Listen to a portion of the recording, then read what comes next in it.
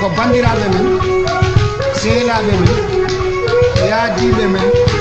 yiɓɓe men gila hankita hande arani noddirteɓe yontaɓe leñol fulɓe hono ɓe mbi taweteɓe e kala leydi e Afrique ha to Europe ha to Amérique walla mbiyen dunde Baba Adama nde foof ɓen so mbadde diɗɗal jaalal ngal jam jalede beldal lekol finde gandumi ko hani waɗi holɓe goni ɓen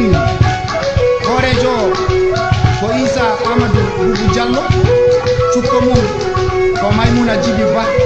noddirteɗo jaatige ɗanniɓe hoolaɗo kuuɓalo ko Hamidou Bokoum moftowo ngalu o ko Boubou Njim ha joni gasani dembo dadal jokken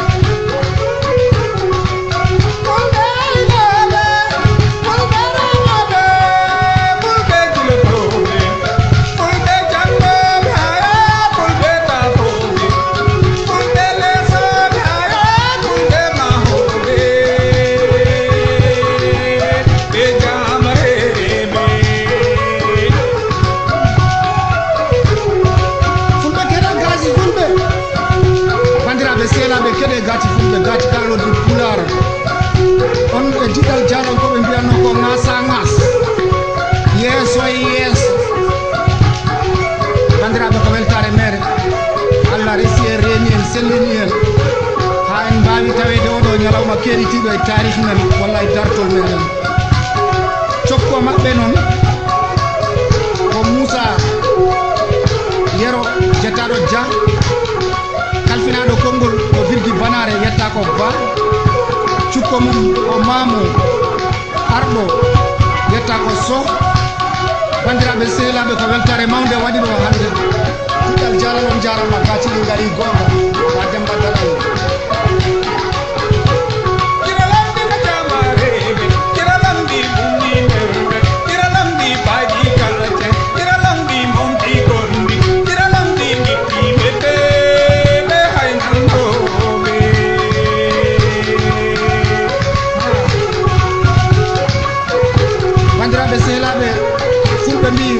sababu hay Allah yettata sababu ko Amadou Mamadou Ba taweteɗo to e Kuccana ɗum ko leydi Mali min noddirteɗo Papa Noto ɗo gonɗa fo yo jam won ɗon yo Allah sellimo sembina dole pulago ɓamta ha dow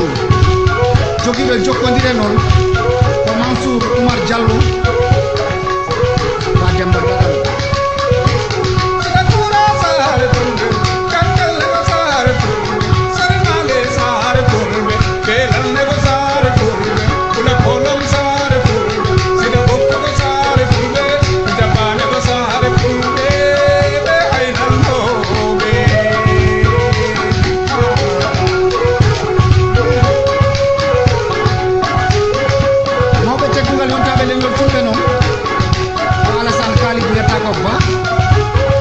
Samba yetta ko Dia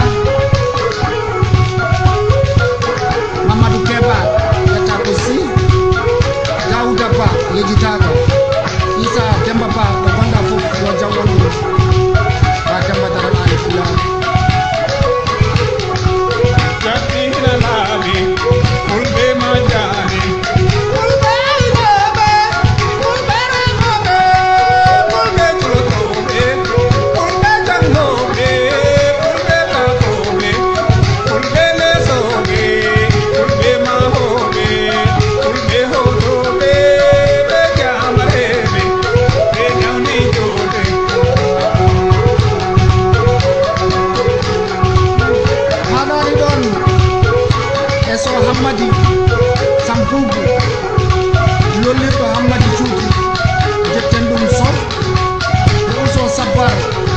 yetta ko Ba e Bokar Alpha yetta ko Ba e Demba yetta ko Kan bandiraɓe sehilaɓe ɓeɗo tigi goni terɗe fedde mon